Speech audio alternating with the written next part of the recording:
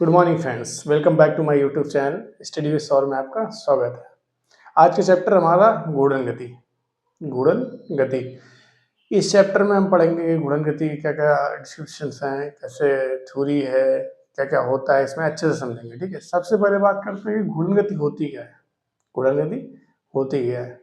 गुणन गति बेसिकली सबसे पहले हम जियोग्राफी में जाते हैं, थोड़ा सा भूगोल हमने पढ़ा होगा कि जो सूरज है, हमें पढ़ा है ना कि सूरज के चारों ओर पृथ्वी चक्कर लगाती है। इतना तो हमने पढ़ा है कि जो अपनी पृथ्वी है वो किसके चारों ओर चक्कर लगाती है? सूरज के। तो मान लिया ये बीच में सन है, सूरज है, और ये मान लिया पृथ्वी है। तो ये क्या है? इसके चारों ओर चक्कर लगा रही है, इसके चारों ओर चक्कर लगा रही है। क्लियर हो गया? ये पृथ्वी इसके चारों ओर चक्कर लगा रही है, अर्थ। क्लियर? अब इसके चारों ओर चक्कर लगा रहे तो इसको हम क्या कहते थे? वृत्तीय गति कहते थे। कि जो पृथ्वी सूर्य के चारों ओर चक्कर लगाती है वो किसके अंतर्गत लगाती है? वृत्तीय गति के अंतर्गत। ठीक है, एक वृत्त सा बनाती है, वृत्तीय गति करती है। ठीक है, लेकिन जो हमने एक चीज और पढ़ा होगा भूगोल में आपने कि जो पृथ्वी है वो अपने अक्ष की परिता भी घूमती है ना, मतलब ऐसे भी गति कर रही है और पृथ्वी, हाँ यहाँ पे पृथ्वी है तो पृथ्वी आपस में घूम रही है, उसी जगह पे घूम रही, घूमते घूमते चलती जा रही है, ऐसे ऐसे घूम रही है, ऐसे ऐसे। तो ये जो गति है ना उसको क्या कहते हैं? गुणन गति। गुणन गति। ठीक है, तो पृथ्वी सूर्य के चारों ओर जो चक्कर लगाती है वो वृत्तीय गति में लगाती है, और पृथ्वी जो अपने अक्ष की परिता घूमती है वो कौन सी गति में घूमती है?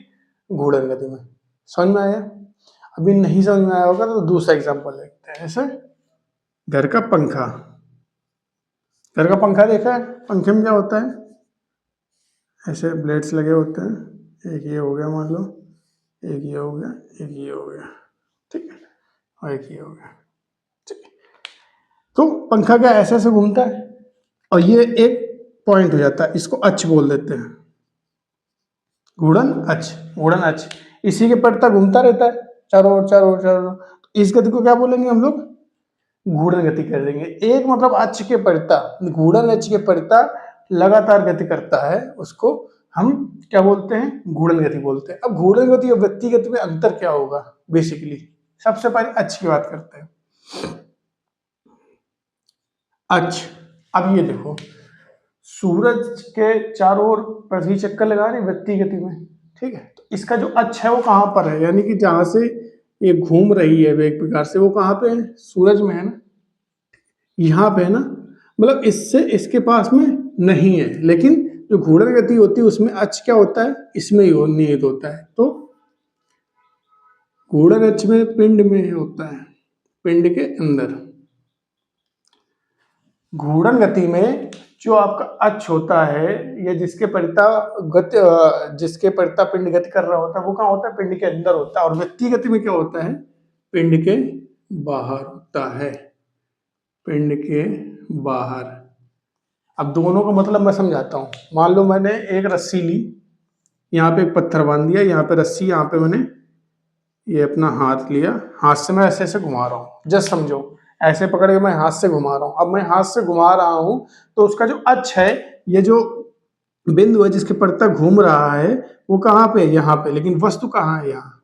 तो वस्तु से अक्ष का कोई लेना देना है नहीं है ना, बहुत दूर है। तो क्या है? पिंड के बाहर। पिंड के बाहर होता है। वृत्तीय गति जब होती है तो आपका जो अक्ष होता है वो कहाँ होता है? पिंड से दूर होता है या पिंड से बाहर होता है। लेकिन यही अगर घूर्णन गति होगी, घूर्णन गति का मतलब जैसे ये साइकिल है, साइकिल के टायर ले लेते हैं। साइकिल के टायर ये ऐसे तीलियां होती हैं, ऐसे ऐसे तीलियां होती नहीं होती?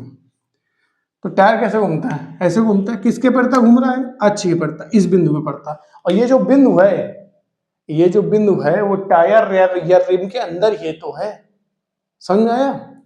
टायर या रिम के अंदर ही है। तो पहला पॉइंट क्या है? वृत्तीय गति और घूर्णन गति में अंतर क्या होता है? वृत्तीय गति जो होती है वो कहाँ? वृत्तीय गति होती है उसका जो अक्ष होता है, ये जिसके परिता वो गति करती है, वो क्या होती है? पिंड से बाहर होती है, पिंड से दूर होता है। क्लियर? और जो घूर्णन गति होती है वो पिंड के अंदर ही होता है। जैसे पंखे में देखो तो ये इसमें घूर्णन गति हो रही है, घूम रहा है, लेकिन इसके अंदर ही है वो अक्ष बाहर नहीं है। और इसमें साइकिल में देखोगे तो ये जो बीच वाला है इसकी परता घूम रही है, एक्सल की परता घूम रही है, तो इसका जो अक्ष है वो कहाँ है, मिडिल में, इसके अंदर ही है। लेकिन अगर मैं इस पत्थर की बात कर दूं, मैं पत्थर एक रस्सी में घुमा रहा हूं, तो ये जो पॉइंट है ये पत्थर से बहुत दूर है, यानी पत्थर के बाहर है, तो इसको क्या बोलेंगे हम, वृत्तीय गति बोलेंगे। समझ में आ गया? वृत्तीय गति और घूर्णन गति में अंतर क्या होता है? तो घूर्णन गति की अगर हम परिभाषा देखेंगे, परिभाषा में क्या कहा गया है, घूर्णन गति किसी पिंड द्वारा एक ऐसी गति जिसमें उसके सारे जो कण हैं वो किसमें, एक वृत्तीय गति में काम कर रहे होते हैं, लेकिन उनका जो अक्ष होता है वो एक ही होता है। समझ में आया? नहीं समझ में आया होगा, वर्डिंग नहीं समझ में आई होगी। सबसे पहले हम फिगर देख लेते हैं, फिर समझते हैं। मान लो ये पृथ्वी है, ऊपर से देख रहे हैं हम पृथ्वी, ठीक है, पृथ्वी है, और कहाँ पे, इस बिंदु के परिता गति कर रही है। ये जो एक डंडा सा निकला है, क्लियर? ग्लोब जैसे देखा होगा ना, ग्लोब, ये मान लो ग्लोब है, ग्लोब का एक डंडा सा निकला जिसके अक्ष के परता वो घूम रहा है। ये क्या है, ये ऐसे घूमती है, ठीक है, पृथ्वी क्या ऐसे घूमती है। अब इस पृथ्वी में एक चीज देखो, अगर मैं कोई यहाँ पे बिंदु ले लूं, यहाँ पे कोई बिंदु ले लूं, यहाँ पे ले लूं, यहाँ पे ले लूं, यहाँ पे ले लूं, यहाँ पे ले लूं, यहाँ पे, अगर ये चीज घूम रही है तो सबकी त्रिज्या कहाँ पे बनेगी आगे, सब का घूमने का बिंदु कहाँ पे बनेगा, यहीं पे, चाहे जहां पे ले लो बिंदु, इसी के परता घूमेगी ना। समझ में आया ना? इसी बिंदु के परता घूमेगी। तो घूर्णन गति क्या होती है? घूर्णन गति वह गति होती है जिसमें किसी पे कोई पिंड घूमता है कि, और उसके जो सारे कण होते हैं, सारे कण एक ही अक्ष के परता घूमते हैं, एक ही अक्ष के परता। जैसे है ये अपना पहिया है, पहिया जो घूम रहा है एक ही अक्ष के परता घूम रहा है ना, ऐसा तो है नहीं कि अलग अलग अक्ष है, एक ही अक्ष के परता घूमते हैं, एक ही अक्ष के परता वृत्तीय गति करते हैं, तो उसको क्या बोलते हैं हम, घूर्णन गति बोलते हैं। क्लियर हो गया? घूर्णन गति क्या होती है? घूर्णन गति वह गति होती है जिसमें कोई पिंड इस प्रकार गति करता है कि उसके सारे कण व्यक्तिगत करते हैं, तथा उनका जो अक्ष होता है वो कहाँ पे होता है, एक ही बिंदु पर निहित होता है। क्लियर हो गया? उसको क्या बोलते हैं, घूर्णन गति बोलते हैं। अभी व्यक्तिगत और घूर्णन गति में हमें अंतर समझ में आ गया, ठीक है। और एक अंतर होता है, व्यक्तिगत में हमें क्या चाहिए होता है, अभिकेंद्र बल। अभिकेंद्र बल चाहिए होता है। ये हमने पढ़ा है कि जब भी कोई चीज ऐसे घूमती है तो अंदर की तरफ लगता है अभिकेंद्र बल, हमने चैप्टर में पढ़ाई था व्यक्तिगत में। लेकिन घूर्णन गति में अभिकेंद्र बल की कोई जरूरत नहीं होती है, अभिकेंद्र बल नहीं होता है। क्लियर हो गया? दूसरा पॉइंट कि व्यक्तिगत गति में क्या होता है, पिंड अभिकेंद्र बल की जरूरत होती है और घूर्णन गति में अभिकेंद्र बल की जरूरत नहीं होती है। व्यक्तिगत गति कैसी हो सकती है? द्विविमीय और त्रिविमीय दोनों हो सकती है। क्या है? द्विविमीय और त्रिविमीय। ये आपसे पूछ सकता है क्वेश्चन, ठीक है, आ सकता है कि क्या व्यक्तिगत गति द्विविमीय या त्रिविमीय हो सकती है? हाँ, नहीं सॉरी, घूर्णन गति। क्या घूर्णन गति द्विविमीय या त्रिविमीय हो सकती है? हाँ, हो सकती है, बिल्कुल हो सकती है। क्लियर? अभी घूर्णन गति समझ में आ गई। घूर्णन गति क्या होती है और व्यक्तिगत गति क्या होती है, दोनों में फर्क क्या है? मैंने इसलिए ये समझा दिया क्योंकि ये कंफ्यूजन बहुत ज्यादा आता है कि घूर्णन गति और आपका व्यक्तिगत गति क्या है, क्योंकि दोनों घूम रहे हैं, दोनों ही घूम रहे हैं गोले में। भाई व्यक्तिगत गति भी गोले में घूम रही है, इसको अगर ऐसे कर दे, और ये भी कर रहा है, लेकिन दोनों में फर्क बस इतना है कि इसमें जो अक्ष होता है, अक्ष कहाँ होता है, वो पिंड के अंदर होता है घूर्णन गति में, और जो व्यक्तिगत होती है उसमें अक्ष क्या होता है, दूर होता है बहुत। ठीक है, क्लियर? जैसे इसमें हो गया पृथ्वी सूर्य के चारों ओर चक्कर लगा रही है तो उसमें व्यक्तिगत होगी क्योंकि इसका जो अक्ष है वो बहुत दूर है, पृथ्वी से बहुत दूर है। लेकिन पृथ्वी वहीं पे जो अपनी धुरी पे घूम रही है, अपनी जो ध्रुव पे पृथ्वी घूम रही है, वो उसको क्या बोलेंगे, घूर्णन गति बोलेंगे, क्योंकि जो उसका पिंड का जो अक्ष है वो कहाँ पे, पिंड के अंदर ही निहित है। ऐसे साइकिल का टायर हुआ, ये एक्सेल है, इसके चारों ओर साइकिल का टायर घूम रहा है, तो ये जो एक्सेल है, अक्ष है, वो कहाँ है, पिंड के अंदर ही है। क्लियर हो गया? तो ये घूर्णन गति हो जाएगी। पंखा अगर घूम रहा है, जैसे घर का जो हमने पंखा सीलिंग फैन देखे हैं ना, घर का पंखा बीच में एक टंगा रहता है, उसी में घूमता रहता है। मतलब क्या है, जो अक्ष है अक्ष के चारों ओर तो घूम रहा है, लेकिन इसके जो अक्ष है वो क्या है, एक ही स्थान पर है। क्लियर। ऐसे एरोप्लेन का हो गया पंखा, एरोप्लेन का ये होता है इंजन, इंजन में नहीं होता है फाइटर, वो सॉरी एरोप्लेन में देखा होगा जो इंजन्स लगे होते हैं प्रोपेलर वाले, तो प्रोपेलर ऐसे ही पंखे तो उनके भी घूमते हैं ना, उसमें भी एक ही अच्छे होता है, एक ही अच्छे के पत्ता घूमते हैं। क्लियर। और दूसरी बात क्या है कि अभिकेंद्र बल, गति गति में क्या होता है, अभिकेंद्र बल की जरूरत होती है, उसके बगैर गति नहीं हो सकती, लेकिन अपनी घूर्णन गति में अभिकेंद्र बल की जरूरत नहीं होती है, और घूर्णन गति द्विमी और त्रिविमी भी हो सकती है। क्लियर।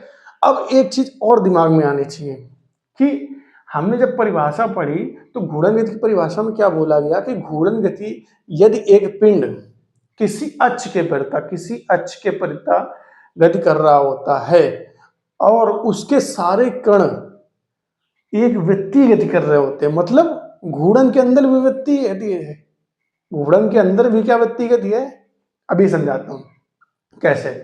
अगर मान लो, तो परिभाषा क्या कह रहा है कि अगर कोई पिंड किसी अक्ष के परिता गति कर रहा है और उसके जो पिंड है वो क्या है, उसके एक ही अक्ष के परिता वृत्तीय गति कर रहे हैं तथा उनका जो अक्ष है वो एक ही है, तो क्या होता है, वो घूर्णन गति कहलाती है। अभी मैं समझाता हूं आपको कैसे, वृत्तीय गति कैसे है।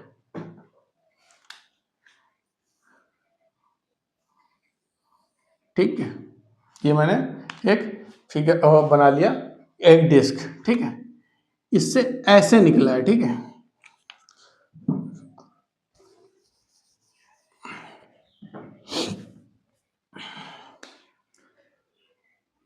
ये मान लो कोई डिस्क हो गई, ठीक है, क्लियर हो गया। ये मान लो कोई एक्सेस है, ये इस तरह से निकला है, ठीक है, ऐसे ऐसे घूम रही है और इस तरह से ये निकला है, इस अक्ष के परिता ऐसे ऐसे घूम रही है, क्लियर, ऐसे ऐसे। तो यहाँ पे कोई मान लो बिंदु है, एक यहाँ पे कण है, एक यहाँ पे कण है, एक यहाँ पे कण है, एक यहाँ पे कण है, एक यहाँ पे कण है, ठीक है। ध्यान से देखना, अगर ये ऐसे गति कर रहा है, अगर मैं इन लाइनों को मिला देता हूँ, मान लो इस लाइन को मिला देता हूँ, इसको मिला देता हूँ, तो हर एक एक वृत्त बनाएगा, जैसे ऐसे घूम रहा है ये, तो अक्ष तो एक ही है लेकिन ये वृत्त नहीं बनाएगा, एक ही अपना वृत्त बनाएगा, एक ही अपना वृत्त बनाएगा, एक ही अपना वृत्त बनाएगा, ठीक। इससे ये समझ में आया, इससे ये समझ में आया कि अगर कोई पिंड घूर्णन कर रहा है तो उसका जो प्रत्येक कण है वो क्या है, एक वृत्तीय गति कर रहा है, एक वृत्त की तरह गति कर रहा है, लेकिन उनका अक्ष जो है सबका क्या है, सेम है, एक ही जगह पे। अगर ऐसे मान लो ये रखा है, इसके चारों ओर गति कर रहे हैं, तो कोई भी कण हो लेकिन बंधा तो इसी जगह से है ना, अक्ष तो एक ही है ना। क्लियर, समझ में आया कि नहीं आया? अब समझ में आया घूर्णन गति क्या होती है। घूर्णन गति में प्रत्येक कण जो है वो व्यक्तिगत तो कर रहा होता है, लेकिन उसका जो अक्ष होता है वो एक ही होता है, हमेशा अक्ष क्या होता है, एक ही होता है। क्लियर हो गया।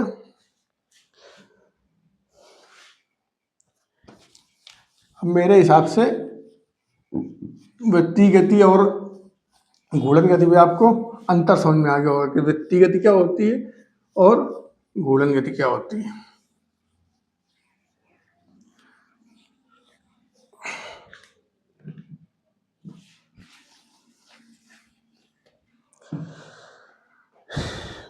अभी आगे देखेंगे, ठीक है। वृत्तीय गति हो गया, घूर्णन गति हो गया। अब देखेंगे हम द्रव्यमान केंद्र क्या होता है, ठीक है। द्रव्यमान केंद्र क्या होता है, द्रव्यमान केंद्र, किसी भी पिंड का द्रव्यमान केंद्र। जब भी आपसे पूछा जाए कि द्रव्यमान केंद्र क्या होता है, तो द्रव्यमान केंद्र का मतलब ये होता है कि किसी भी पिंड या किसी भी निकाय का वह बिंदु, किसी भी पिंड या किसी भी निकाय का वह बिंदु जहां पर उस पूरे निकाय का या उस पिंड का जो द्रव्यमान निहित होता है, ठीक है, उसको क्या बोलते हैं, द्रव्यमान केंद्र बोलते हैं। मान लो जैसे कोई ये निकाय है, ये कोई निकाय है, ठीक है, इसका जो द्रव्यमान है, जो भी द्रव्यमान है वो एक बिंदु पर निहित है, एक बिंदु पर निहित है, उसको क्या बोलेंगे हम? द्रव्यमान केंद्र बोलेंगे। क्या बोलेंगे? द्रव्यमान केंद्र। इसको किससे डिनोट करते हैं? सीएम से। सीएम मतलब सेंटर ऑफ मास। इसको इंग्लिश में क्या लिखते हैं? Centre of mass. क्लियर हो गया? तो द्रव्यमान केंद्र किसी भी निकाय या पिंड का वह बिंदु है जहां पर उसका सारा द्रव्यमान निहित होता है या सारा द्रव्यमान विद्यमान होता है, उसको क्या बोलते हैं हम? द्रव्यमान केंद्र बोलते हैं। ठीक है। द्रव्यमान केंद्र को अलग अलग, जैसे द्रव्यमान केंद्र निकालना हो तो कैसे निकालेंगे? जैसे मान लो ये निकाय है, ठीक है। निकाय में दो कण है, ए और बी, ठीक है। ए और बी दो कण है निकाय में, ठीक है। एक का द्रव्यमान m1 है, एक का m2 है, अलग अलग, ठीक है। कण मिला के पूरा पिंड बन रहा है या निकाय बन रहा है, लेकिन दो कण हमने ले लिए m1 और m2, जो दो कण है इसके अंदर, निकाय के अंदर, ठीक है। एक का द्रव्यमान m1 है, दूसरा का m2 है। अगर आपसे पूछ दे कि आप सेंटर ऑफ मास निकालो इसका, ठीक है, सेंटर ऑफ मास निकालना है, तो क्या होगा फार्मूला? RCM, ठीक है। RCM बराबर क्या होता है? m1r1 प्लस m2r2 वेक्टर अपान m1 प्लस m2, ये फार्मूला होता है। फार्मूला क्या होता है? RCM मतलब सेंटर ऑफ मास। क्या होता है? m1r1 प्लस m2r2 अपान m1 प्लस m2। दोनों कणों का द्रव्यमान m1 और m2 है, और r1 और r2 क्या उनकी सदिश दिशाएं हैं। क्लियर हो गया? अगर आपको दिया जाता है ऐसे, अगर आपको दो पिंड दे दिए गए हैं कि दो कण है, सॉरी दो कण है, किसी ने कहा कि दो कण ए और बी हैं, उनका द्रव्यमान m1 m2 है और r1 r2 उनके सदिश दिशाएं हैं, तो आपका जो द्रव्यमान केंद्र होगा वो क्या होगा? RCM बराबर m1r1 प्लस m2r2 अपान r1 m1 प्लस m2। यदि दोनों मान लो पिंड के द्रव्यमान जो है बराबर हो जाए, m1 बराबर m2 बराबर m हो जाए, मान लो कि दोनों के द्रव्यमान बराबर हैं, कोई दिक्कत नहीं, तो RCM बराबर क्या आ जाएगा? m रखोगे, m रख देता हूं मैं, m r1 vector plus m r2 vector upon m plus m। Solve करोगे तो आ जाएगा RCM बराबर r1 vector plus r2 vector अपान 2, सीधे। तो ये क्या बन जाएगा? अपना फार्मूला बन जाएगा। क्लियर? तो अगर दोनों जो निकाय में दोनों कणों का जो द्रव्यमान है अगर वो बराबर होता है, तो सीधे फार्मूला क्या लगा देंगे द्रव्यमान करना केंद्र का? RCM बराबर r1 प्लस r2 अपान 2। क्लियर? अगर दोनों का द्रव्यमान अलग अलग है तो फार्मूला क्या होगा? m1r1 प्लस m2r2 अपान m1 प्लस m2। और अगर उनका दोनों का द्रव्यमान बराबर है तो फार्मूला क्या हो जाएगा? r1 प्लस r2 अपान 2। क्लियर हो गया? अभी एक चीज, अगर वो कह देता है, अगर वो कह देता है कि जो द्रव्यमान केंद्र है, जो द्रव्यमान केंद्र है वो आपका मूल बिंदु पर है। कहाँ पे है? मूल बिंदु पर है। अब मूल बिंदु पर है तो यानी कि RCM बराबर क्या आ जाएगा? 0। जो तुम्हारा द्रव्यमान केंद्र है वो कहाँ पे आ जाएगा? 0 आ जाएगा। ठीक है। तो RCM अगर 0 हो गया तो यहाँ पे आप देखोगे ध्यान से, RCM अगर मैं यहाँ पे 0 कर देता हूँ, यहाँ पे 0 लिखूंगा, तो यहाँ पे आ जाएगा कितना? m1r1 प्लस m2r2 बराबर 0। क्योंकि यहाँ पे 0 लिखूंगा, यहाँ पे गुणा कराऊंगा तो क्या बचाएगा अपने पास? m1r1 प्लस m2r2 बराबर 0। क्लियर? तो m1r1 बराबर माइनस का m2r2, तो r1 बराबर आ गया आपका m2 अपान m1 r2 माइनस। क्लियर? तो इस चीज से आपको क्या पता चल रहा है?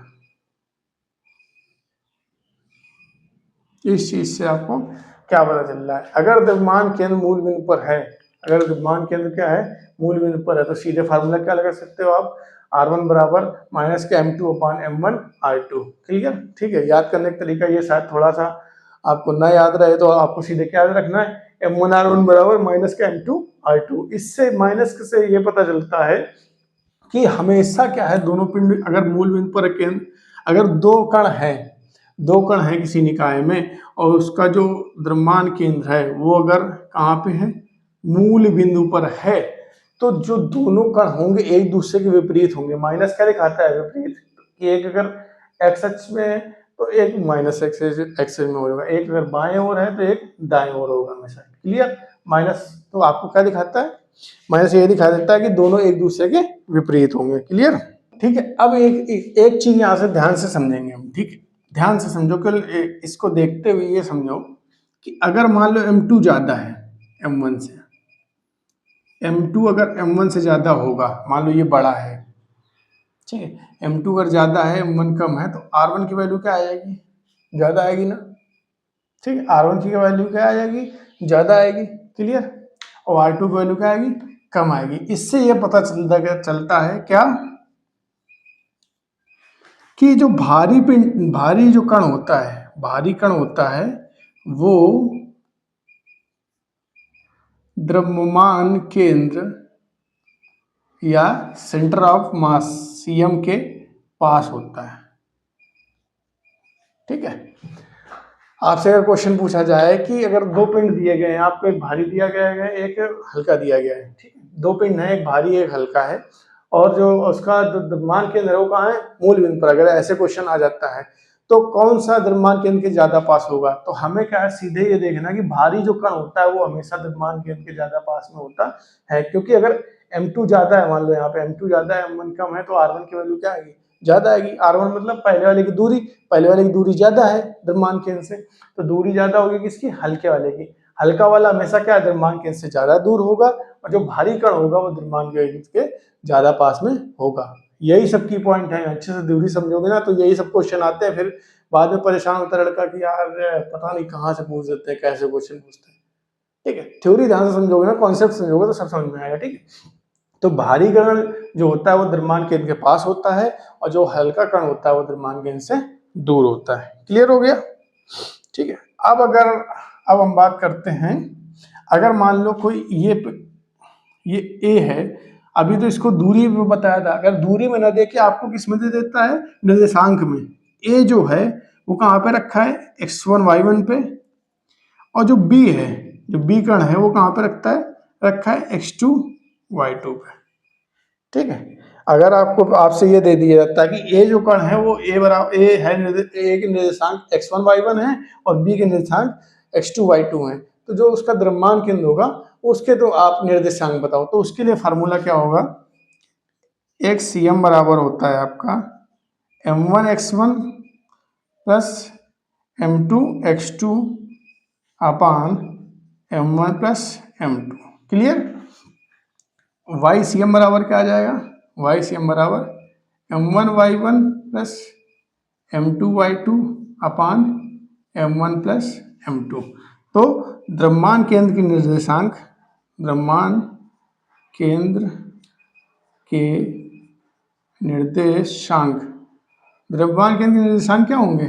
XCM और YCM। ठीक, और ये क्वेश्चन पूछा जाएगा, पक्का पूछा जाएगा। ठीक है, क्या है? दो कण होंगे, उनके आपको निर्देशांक दे जाएंगे x1 y1 और B के x2 y2, फिर वो बोल देगा कि द्रव्यमान केंद्र के निर्देशांक बताओ। द्रव्यमान केंद्र के निर्देशांक क्या होते हैं? XCM और YCM। XCM का फॉर्मूला क्या हो जाएगा? m1 x1 plus m2 x2 अपान m1 प्लस m2, और YCM का हो जाएगा m1 y1 plus m2 y2 अपान m1 प्लस m2। और इतने सारे फार्मूले याद करने की जरूरत नहीं है, सब एक से ही बन रहे हैं भाई। बस यहाँ पे देखो, यहाँ क्या लिखा है? m1 r1 plus m2 r2 अपान m1 प्लस m2, यही याद रखना है। तो बस x r1 की जगह x1 लिख दो, r2 की जगह x2 लिख दो। जब x की बात की जा रही है तो r1 की जगह x1 हो गया, r2 की जगह हो गया x2 हो गया।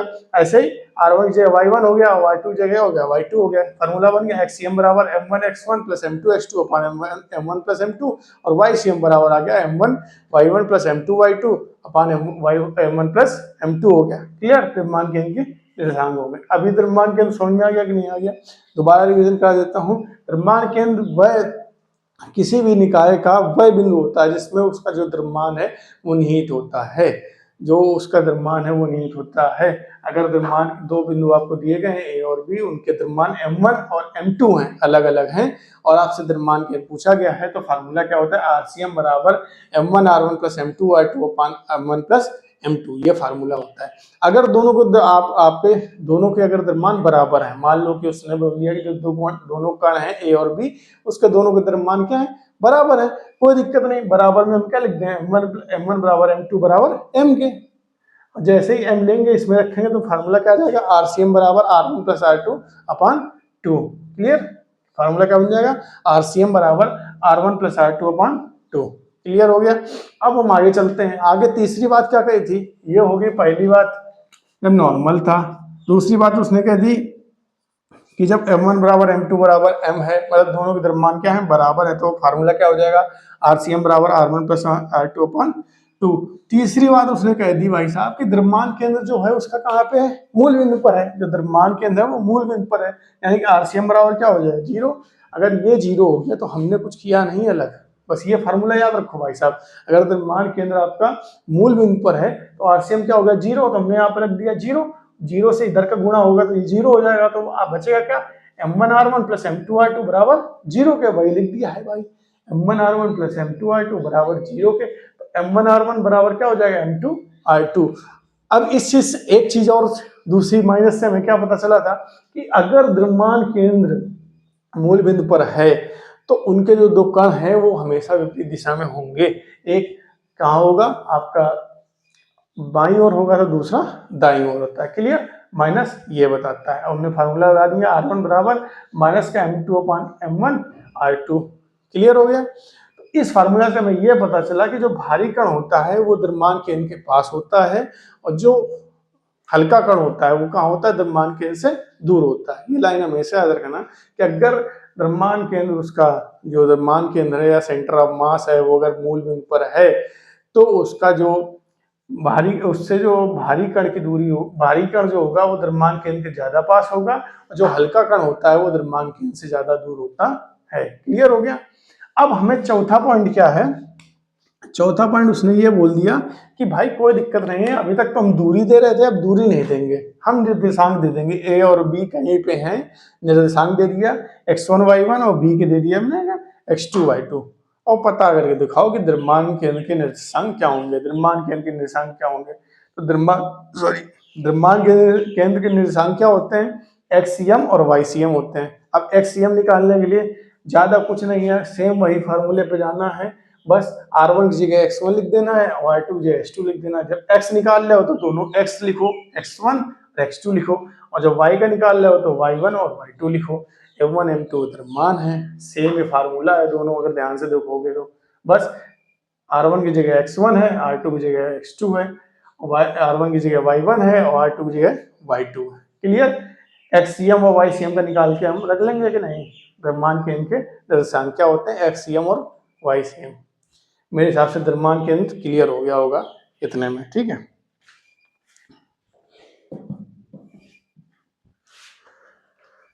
अब इसको साफ करते हैं।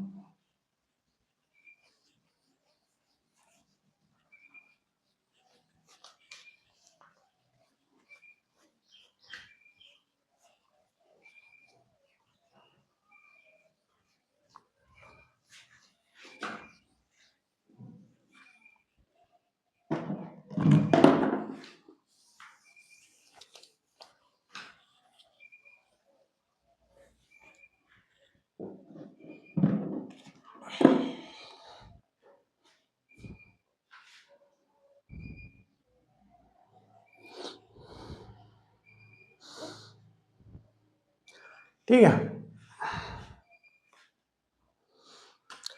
सबसे पहली बात अब हम देखेंगे कि मान लो अभी तक तो दो ही पिंड थे, अगर n पिंड आ जाए, n कण आ जाए, मान लो n कणों का अगर पूछ देता है आपको CM सेंटर ऑफ मास, तो RCM बराबर फार्मूला क्या हो जाएगा आपका, m1r1 plus m2r2 plus m3r3, जितने हो जोड़ते चले जाएंगे। ठीक है, क्लियर, सिंपल सा है। और नीचे क्या कर देना है हमको, वही m1 plus m2 plus m3, कहाँ तक, mn तक, कुछ अलग नहीं है, सिंपल सा है। क्लियर, ठीक है। जितने कण हो उतने बस बढ़ाते चले जाओ, m1r1 plus m2r2 plus m3r3 so on mn rn तक। अगर n पिंड है, बटे m1 plus m2 plus m3 जितने भी होंगे उतने जोड़ते चले जाएंगे। द्रव्यमान केंद्र के लिए 2 पॉइंट और बहुत ध्यान देने वाले हैं।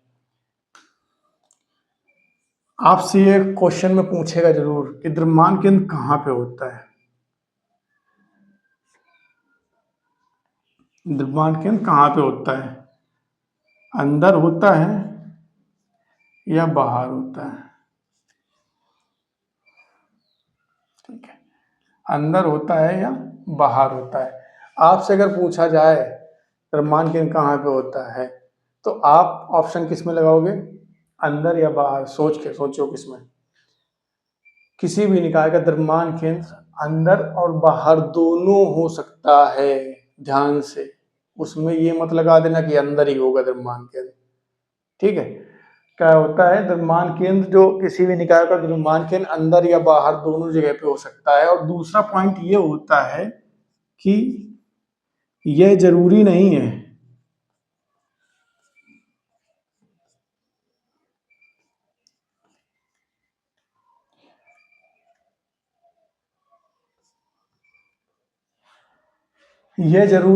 कि सीएम जो है, सेंटर ऑफ मास है, उस पर द्रव्यमान जरूरी ही हो, ये द्रव्यमान उसमें होने ही होना चाहिए, ये भी जरूरी नहीं है। ठीक है, तो यह आवश्यक नहीं है कि निकाय का जो द्रव्यमान केंद्र है उसमें द्रव्यमान हो ही हमेशा। ठीक है, क्लियर, याद रखना कि ये जरूरी नहीं है कि हमेशा जो आपका सेंटर ऑफ मास है या द्रव्यमान केंद्र है उसमें द्रव्यमान हो, पहला पॉइंट।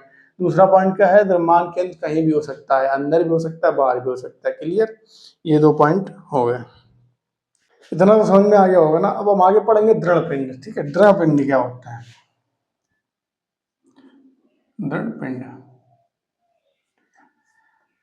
दृढ़ पिंड वो पिंड होते हैं, मान लो दृढ़ पिंड वह पिंड है जिसके अंदर के जो कण है ना वो क्या होते हैं, एकदम ठोस की तरह होते हैं। मतलब उनके बीच में जो विस्थापन होता है वो विस्थापन नहीं होता है, जो जिस जगह पे होते हैं वही उसी जगह पे रहते हैं। तो दृढ़ पिंड वह पिंड होते हैं जिनके कणों के बीच में विस्थापन नहीं होता, उनको क्या बोलते हैं, हम दृढ़ पिंड बोलते हैं। ठीक है, तो दृढ़ पिंड का जो आपका द्रव्यमान केंद्र है, जो दृढ़ पिंडों का द्रव्यमान केंद्र है, सीएम है, सेंटर ऑफ मास, वो किस पे निर्भर करता है? सबसे पहले उनकी आकृति पे, और दूसरा द्रव्यमान के वितरण पे।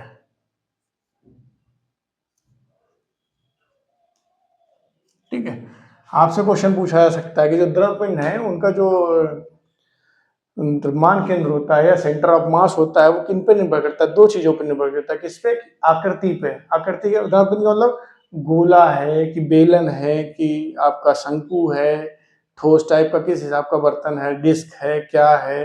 ठीक है, तो वो क्या है, आकृति पे। आकृति मतलब क्या है, ऐसे ही गोला है, बेलन है, शंकु है, इसको क्या बोलते हैं, आकृति बोलते हैं। और द्रव्यमान के वितरण पर भी निर्भर करता है। क्लियर हो गया? या कोई तार है, ये सब आकृतियों में आता है। ठीक है, तो दृढ़ पिंडों का जब हम सेंटर ऑफ मास निकालेंगे, ठीक है, तो इसके लिए क्या होता है, एक्स सी एम बराबर होता है आपका, त्रिमी क्योंकि होता है इनके, 1/m integration D M x.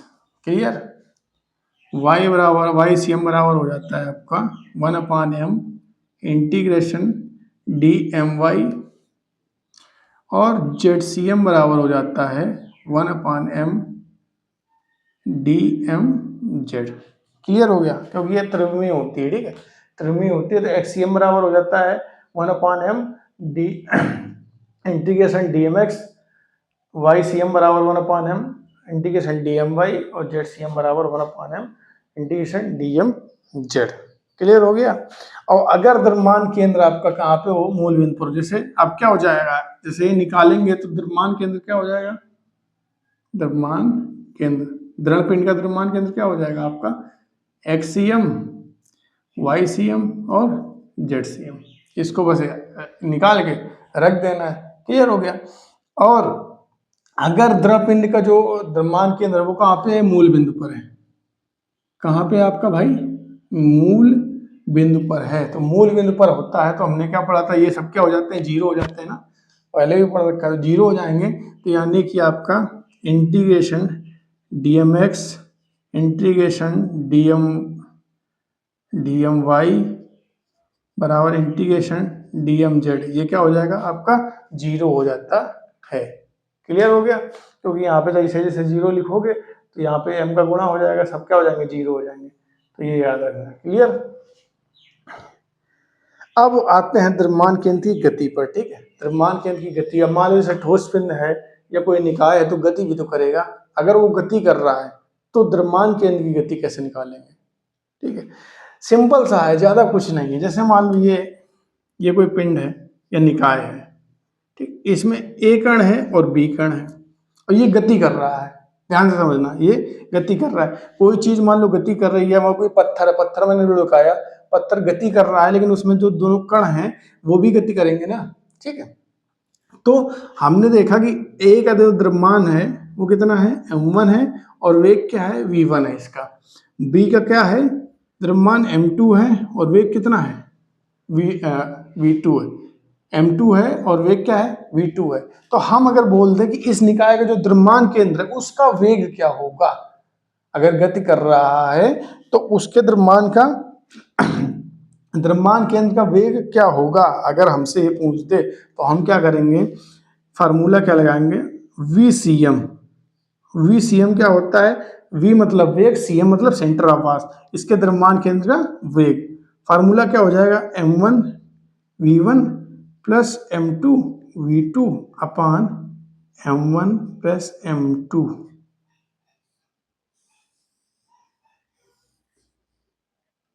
अब इसमें कुछ समझने वाली बात नहीं, ज्यादा याद करने वाली बात नहीं है। सेम फार्मूला जो हमने स्टार्टिंग में पढ़ा था वैसे ही फार्मूला है।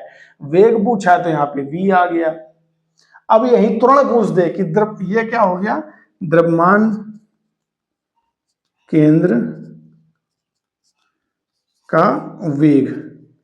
अब इसने द्रव्यमान केंद्र का वेग पूछ लिया। अब मैंने कहा कि उसने पूछ लिया द्रव्यमान CM सेंटर ऑफ मास का त्वरण बताओ। त्वरण क्या होता है, त्वरण A बराबर क्या होता है।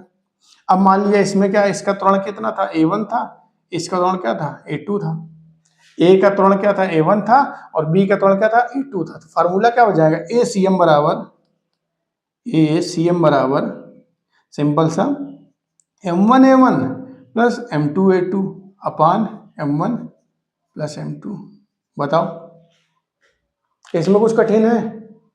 A पूछ रहा है तो A1A2 लिख दिया, V पूछ रहा है V1 V2 लिख दिया, और अगर केवल द्रव्यमान केंद्र पूछ रहा है तो R1 R2 रख दिया। बताओ, कुछ फार्मूले में कुछ कठिन है? ठीक है, तो द्रव्यमान केंद्र का आपका वेग पूछे, अगर मान लो कोई निकाय गति कर रहा है। अब इसमें क्या है, दो ही पिंड दिए गए थे, इसलिए दो ही कण दिए गए थे, इसलिए दो ही कण का लिखा है। अगर यहाँ पे 3-4 कण होते या n कण होते तो n तक जोड़ते चले जाते, और यहाँ भी n तक जोड़ते चले जाते। Clear? m1 plus m2 plus m3 mn तक लिख लेते, और इसका भी mn vn हो जाता, और ये भी mn हो जाता, जोड़ते चले जाते। इसमें जैसे लास्ट तक m1 an और नीचे आपका mn हो जाता। क्लियर?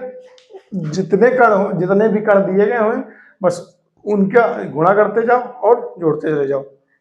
क्लियर? द्रव्यमान केंद्र का अगर आपसे वेग पूछता है तो आप निकाल लोगे ना, m1 v1 plus m2 v2 अपान m1 प्लस m2। अगर दो कण है और ज्यादा है, m1 v1 plus m2 v2, और आगे जोड़ते चले जाओ, plus m3 v3 m4 v4 अपान m1 plus m2 plus m3 और m4। ऐसे ही अगर द्रव्यमान केंद्र का त्वरण पूछता है तो त्वरण के लिए ये फार्मूला हो जाएगा।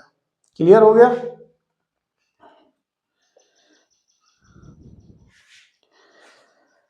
अभी आगे चलते हैं।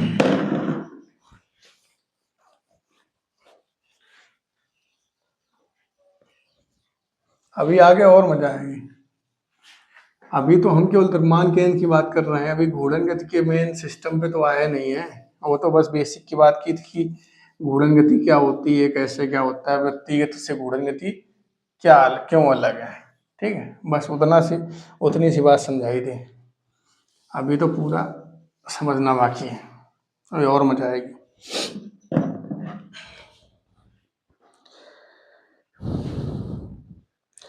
देखो, 2-4 चीजें हैं, 2-4 पॉइंट में एक साथ मतलब बता दे रहा हूँ जो हमेशा याद रखना। ठीक, डायरेक्टली जैसे अगर वो कोई अगर क्वेश्चन में आता है, ठीक है, L लंबाई का कोई तार है, L लंबाई का L लंबाई का पतला तार है, ठीक है। उसका जो द्रव्यमान केंद्र है वो उसके मध्य बिंदु पर है। तो जो द्रव्यमान केंद्र है उसके निर्देशांक क्या होंगे, तो क्या हो जाएंगे L/2 0, 0। याद रखना, ये डायरेक्टली पूछ सकता है, ठीक है, कि अगर L लंबाई का तार है उसका जो द्रव्यमान केंद्र है वो मध्य बिंदु पर स्थित है, तो उसका जो तुम्हारा निर्देशांक हो जाएंगे वो क्या हो जाएंगे L/2, 0, 0 हो जाएंगे, ठीक है। अगर R त्रिज्या का एक समान अर्धवृत्त है, क्या है, अर्धवृत्तीय तार है, ठीक है। मतलब देखो इसमें क्या था, L लंबाई का जैसे तार है, L लंबाई है मान लो इसकी, क्लियर। और इसके मध्य बिंदु पर यहाँ द्रव्यमान केंद्र कहाँ पे, मध्य बिंदु पर, तो इसके निर्देशांक है क्या हो जाएंगे L/2, 0, 0 हो जाएंगे। और अगर दूसरा दिया है R त्रिज्या का अगर एक समान अर्धवृत्तीय तार है, जैसे R त्रिज्या का ये अर्धवृत्त बना है, ठीक है, अर्धवृत्त बना है, तो इसका अगर द्रव्यमान केंद्र पूछ ले कि द्रव्यमान केंद्र क्या होगा, तो क्या हो जाएगा 0, 2r/π इंटू 0, क्या हो जाएगा 0, 2r/π, 0। क्लियर हो गया।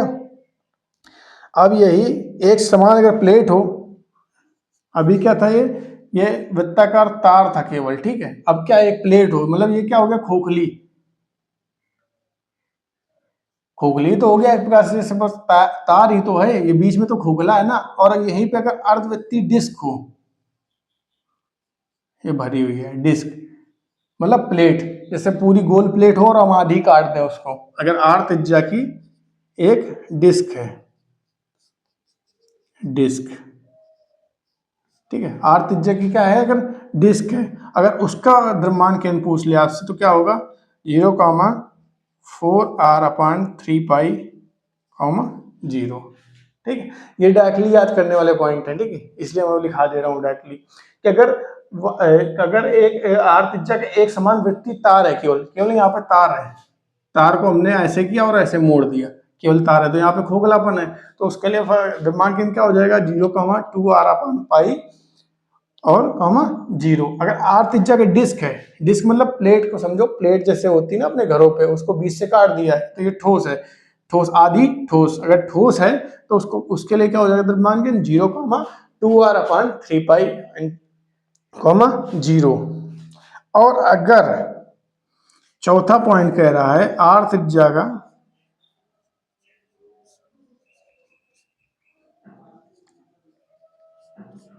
अर्ध गोला है, और गोला कैसा है, ठोस, ठीक है, तो उसके लिए क्या हो जाता है द्रव्यमान केंद्र का फार्मूला हो जाता है उसके लिए 0, 2r/8, 0, ठीक है। क्लियर हो गया ना द्रव्यमान केंद्र वाला, ठीक है। अगर L लंबाई का पतला तार है, उसका जो द्रव्यमान केंद्र है वो मध्य बिंदु पर है, ठीक है, तो उसके क्या निर्देशांक हो जाएंगे L/2, 0, 0 हो जाएंगे। अगर R त्रिज्या का एक समान वृत्तीय तार है, ठीक है, R त्रिज्या का एक समान वृत्तीय तार से केवल एक वृत्त बनाया गया अर्धवृत्त, ठीक है, तो उसका क्या हो जाएगा, उसके लिए फार्मूला हो जाए, उसके लिए तो आपका द्रव्यमान के निर्देशांक हो जाएंगे 0, 2r/π और 0, ठीक है। और तीसरा पॉइंट क्या करता है, R त्रिज्या का डिस्क है, डिस्क क्या होती है, ठोस डिस्क है, ठीक है, आधी अर्ध डिस्क है, ठीक है, डिस्क क्या है, सॉरी यहाँ पे लिखना मैं भूल गया, अर्ध डिस्क, ठीक है, यहाँ पे पूरी डिस्क नहीं है, अर्ध डिस्क है, क्या है, अर्ध डिस्क, आधी डिस्क है। अगर ये आधी डिस्क है तो उसके लिए फार्मूला क्या हो जाएगा 0, अर्धवृत्ती प्लेट है या अर्धवृत्ती डिस्क है, तो क्या हो जाएगा 0, 4r/3π, ठीक है। और चौथा क्या आपको पॉइंट दिया गया है, R त्रिज्या का अगर अर्धवृत्ती क्या है, गोला है, आपका अर्धवृत्ती क्या है, गोला है, तो उसके लिए क्या हो जाएगा द्रव्यमान केंद्र 0, 2r/8, 0 हो जाएंगे, ठीक है। रेखीय गति हमने पढ़ ली है, रेखीय गति से घूर्णन गति समझेंगे तो समझने में आसानी होगी, ठीक है। रेखीय गति सबसे पहले मैं इधर लिखता हूँ, रेखीय गति क्या होती है, मतलब एक ही दिशा में गति, ठीक है, नॉर्मल सी रेखा में गति। घूर्णन गति अभी इधर लिख देता हूँ मैं, लिख देता हूँ घूर्णन गति। घूर्णन गति क्या होती है?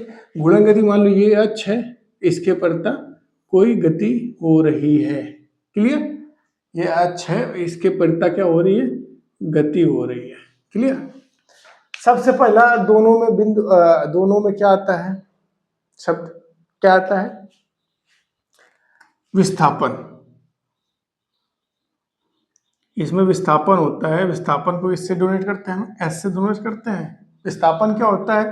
मान लो ये कोई बिंदु है ए और बी, ए से कोई चीज चली बी पे पहुंची, तो इन दोनों के बीच की दूरी क्या बोलेंगे हम लोग? विस्थापन बोलेंगे।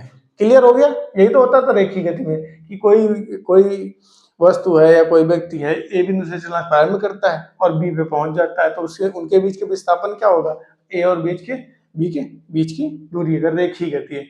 और यही घूर्णन गति में क्या होता है? कोणीय विस्थापन होता है। कोणीय विस्थापन क्या होता है?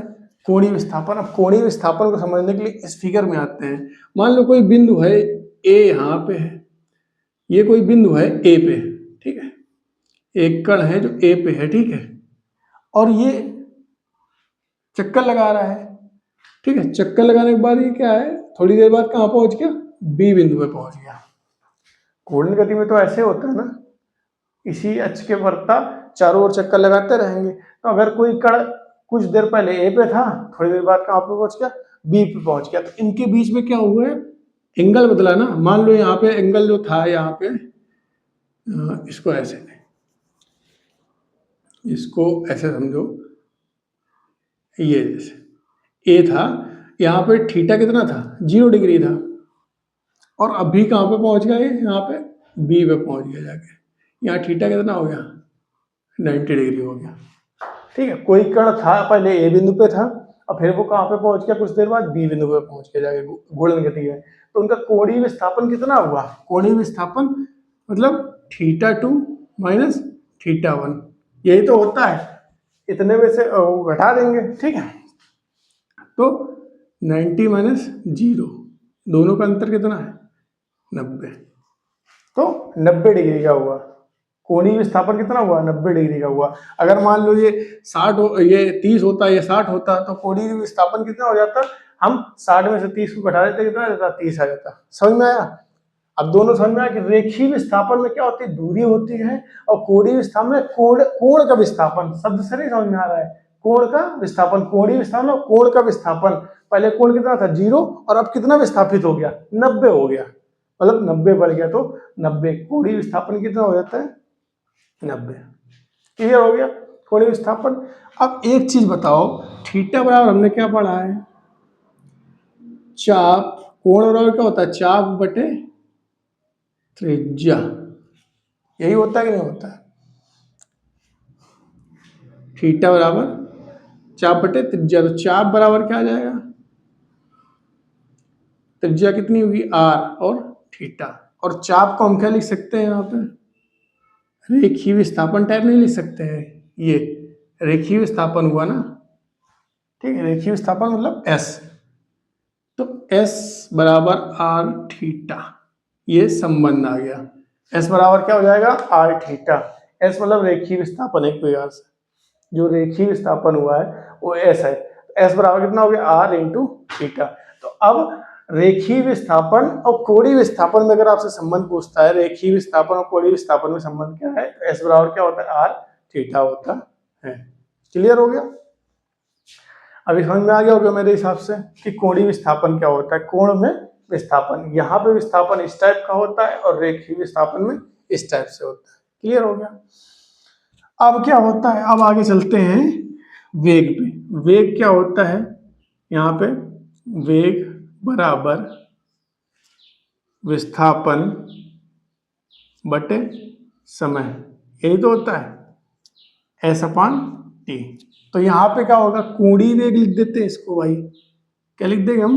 कोणीय वेग, मतलब कितने वेग से कोण चेंज कर रहा है, घूम रहा है तो कितने वेग से कोण चेंज कर रहा है। तो क्या देखेंगे? कोणीय विस्थापन कोणीय विस्थापन अपन समय या डेल्टा थीटा अपन डेल्टा टी। क्लियर हो गया। कोणीय वेग क्या हो जाएगा, यहाँ पे विस्थापन एस था, यहाँ पे कोणीय विस्थापन कितना होगा, डेल्टा थीटा हो जाएगा। इसलिए इससे मैं इसलिए दोनों को समझा रहा हूं कि आपके दिमाग में आसानी से बैठ जाए, क्योंकि रेखीय गति आपने पढ़ ली है तो कोणीय गति आपको समझ में आ जाए। ठीक है, अभी समझ में आ गया कि नहीं आ गया। तो इसका क्या, इसको क्या लिख सकते हैं हम लोग, ओमेगा लिखते हैं। ठीक है, इसको क्या लिखेंगे हम, वेग को, वेग में अपने दो टाइप के वेग होते हैं, यू होता है प्रारंभिक वेग और एक क्या होता है अपना वी होता है अंतिम वेग। ऐसे इसमें क्या होता है, इसमें प्रारंभिक वेग को हम बोलते हैं ओमेगा नॉट और अंतिम वेग को क्या बोलते हैं, ओमेगा। ठीक है, अगर आपसे पूछे प्रारंभिक कोणीय वेग क्या होता है तो ओमेगा नॉट होता है और अंतिम क्या होता है तो ओमेगा होता है। ऐसे प्रारंभिक वेग क्या होता है, यू होता है और आपका अंतिम वेग वी होता है। ठीक है, तो जैसे आपका रेखीय वेग और कोणीय विस्थापन और कोणीय विस्थापन में संबंध था, वैसे ही वेग और कोणीय वेग में संबंध होगा। तो इसका संबंध क्या होता है, सेम यही होता है। ऐसे ही याद रखो, कैसे, v बराबर होता है आपका आर ओमेगा। ठीक है, जैसे s बराबर होता है आर थीटा, मतलब विस्थापन बराबर आर त्रिज्या हो गई और आपकी थीटा क्या हो गया, कोणीय विस्थापन हो गया। वैसे क्या होता है, वेग v बराबर क्या होता है, आर ओमेगा होता है। क्लियर हो गया, v बराबर क्या हो जाएगा, आर ओमेगा हो जाएगा। क्लियर, अभी समझ में आ गया कि इसका अगर प्रारंभिक वेग होगा u तो इसका क्या हो जाएगा, ओमेगा नॉट हो जाएगा, इसका v होगा तो इसका ओमेगा हो जाएगा। क्लियर, और दोनों में रेखीय वेग और कोणीय वेग में संबंध क्या है, v बराबर आर ओमेगा, आर जहाँ पे त्रिज्या है और ओमेगा क्या है, रेखीय वेग है। क्लियर हो गया। अब आगे चलते हैं तीसरे पॉइंट की ओर। तीसरा पॉइंट क्या होता है आपका, त्वरण। त्वरण, त्वरण क्या होता है, इसमें a से डिनोट करते हैं। a बराबर क्या होता है, v अपान टी, वेग अपान समय। ठीक है, ऐसे इसमें क्या होता है, कोणीय त्वरण होता है आपका। क्या होता है आपका, कोणीय त्वरण। कोणीय त्वरण को कैसे डिनोट करते हैं, अल्फा से। अल्फा बराबर क्या होता है यहाँ पर, ओमेगा अपान टी।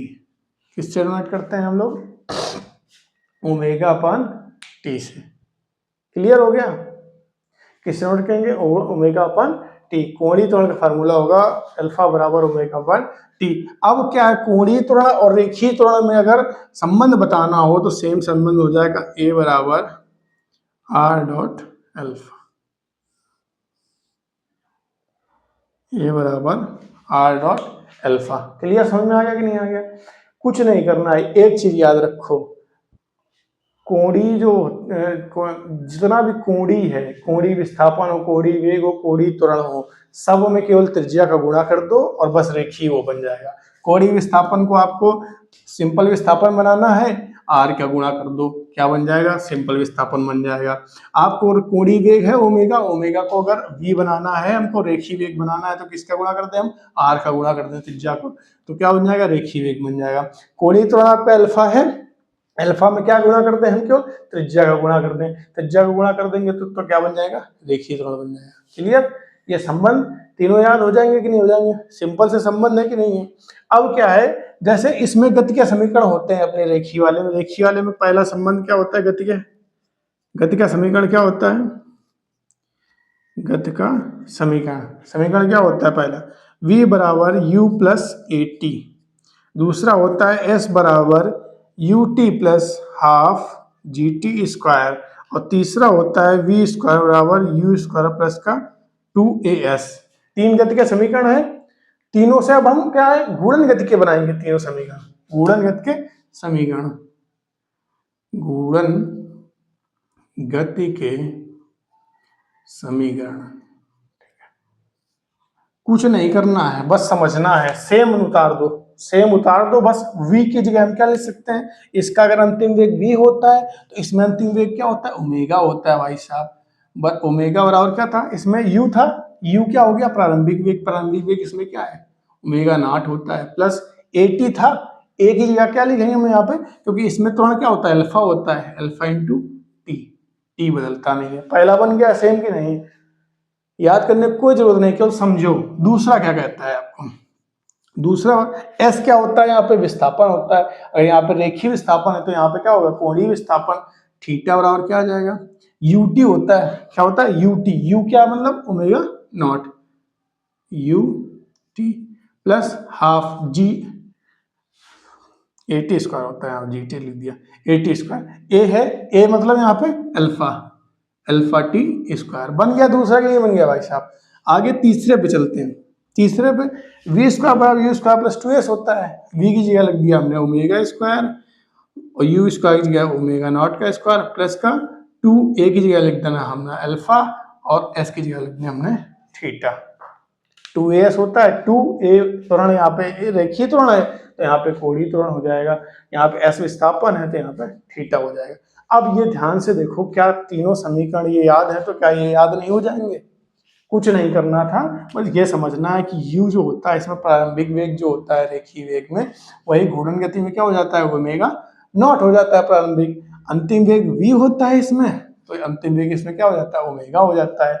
बस सेम हमने कॉपी पेस्ट कर दिया, इधर से उठा के बस इधर लिख दिया। विस्थापन s होता है, उसमें कोणीय विस्थापन क्या होता है, थीटा होता है, इसलिए थीटा लिख दिया। अल्फा तुम्हारा जो कोणीय त्वरण इसमें a होता है, कोणीय रेखीय त्वरण, इसमें क्या होता है, कोणीय त्वरण अल्फा हो जाता है। तो दोनों तीनों समीकरण क्या बन गए, ओमेगा बराबर omega naught plus alpha T हो गया। दूसरा समीकरण क्या बन गया आपका, थीटा बराबर omega naught T plus 1/2 alpha T square हो गया। तीसरा क्या हो गया, ओमेगा स्क्वायर बराबर ओमेगा नॉट स्क्वायर प्लस का 2 अल्फा थीटा हो गया। क्लियर? ये तीनों समीकरण आपके बन के तैयार हो गए। घूर्णन गति के 3 समीकरण गति के हो गए, और ये तुम्हारे नॉर्मल गति के समीकरण थे। क्लियर हो गया? अभी समझ में आया कोणीय विस्थापन क्या होता है, कोण में कितना विस्थापन हुआ है। क्लियर? कोणीय विस्थापन। कोणीय वेग क्या होता है, कोणीय विस्थापन मतलब जो कोणीय विस्थापन हुआ है, जैसे मान लो ये 0 से 90 तक पहुंचा है, 0 से 90 तक पहुंचा है, और समय कितना लिया है, 2 सेकेंड का। ठीक है, तो वही कोणीय वेग क्या हो गया, कोणीय विस्थापन होने में लगा हुआ समय, delta theta upon delta T कोणीय वेग हो गया। अब क्या है, कोणीय त्वरण, वही त्वरण कि कितने वेग से कोणीय जो कोणीय वेग है वो कितने त्वरण से वो बदल रहा है। अब तीनों में संबंध निकाल लिया, कुछ नहीं करना है। कोणीय विस्थापन को अगर रेखीय बनाना है तो आर का गुणा कर दो, कोणीय वेग को अगर तुम्हारा रेखीय वेग बनाना है तो आर का गुणा कर दो। आपको अगर कोणीय त्वरण जो है अल्फा को अगर तुम आपको रेखीय त्वरण बनाना है तो आर का गुणा कर दो। कुछ अलग है, कुछ अलग है नहीं है ना। अब सिंपल से सारणी समझ में आ गई, ये रेखीय वेग है, ये घूर्णन गति है, ये रेखीय गति है और ये घूर्णन गति है, दोनों से कंपेयर कर लो, बस कुछ अलग नहीं। मेरे हिसाब से तो इससे आसान तरीका तो हो नहीं सकता समझाने के लिए। ठीक है, अभी क्लियर हो गया, ये तीनों समीकरण हो गए इसके, ये रेखीय के हैं, ये आपके कोणीय के लिए हो गए। क्लियर?